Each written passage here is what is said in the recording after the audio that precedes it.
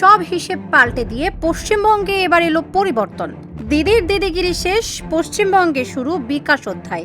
মোদী শাহের double engine সরকার এবার বাংলায়। পশ্চিমবঙ্গে বিধানসভা নির্বাচনে বিজেপির কাছে গোহারা হারল মমতা, বাংলা চলে গেল মোদীর হাতে। মমতা ব্যানার্জির 15 বছরের শাসন শেষ হলো। জনরোষে ভেসে গেল তৃণমূলের দুর্ভেদ্য দুর্গ।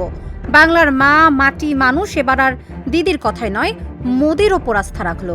চোর, দুর্নীতি আর সিন্ডিকেটের রাজত্বের ইতি টানলো বাংলার মানুষ। 2026 সালের বিধানসভা নির্বাচন। বিজেপি শুধু এগিয়েই থাকলো না, ছিনিয়ে নিয়ে এলো মমতার গদি। নন্দীগ্রাম থেকে মেদিনীপুর, উত্তরবঙ্গ থেকে জঙ্গলমহল, সব জায়গায় পদ্ম ফুল ফুটেছে। তৃণমূলের বাঘা বাঘা নেতারা মানুষের রায়ের সামনে নতজানু। চোর ধরো, জেলে ভরো স্লোগান এখন আর স্লোগান নয়, বাস্তব।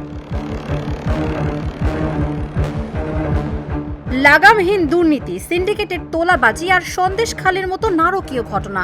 মমতা ব্যানার্জির দিল্লি দখলের স্বপ্ন ভঙ্গ করে পশ্চিমবঙ্গের মানুষ বাংলার ক্ষমতায় বিজেপিকে বসালো।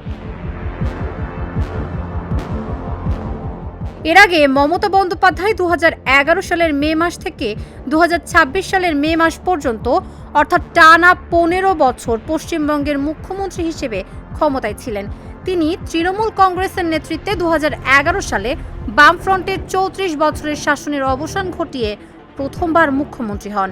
এরপর 2021 সালের বিধানসভা নির্বাচনে জয়ী হয়ে টানা 3 বার রাজ্য সরকার গঠন করেন। তাবাসসুম সেজুথি, ঢাকা জার্নাল।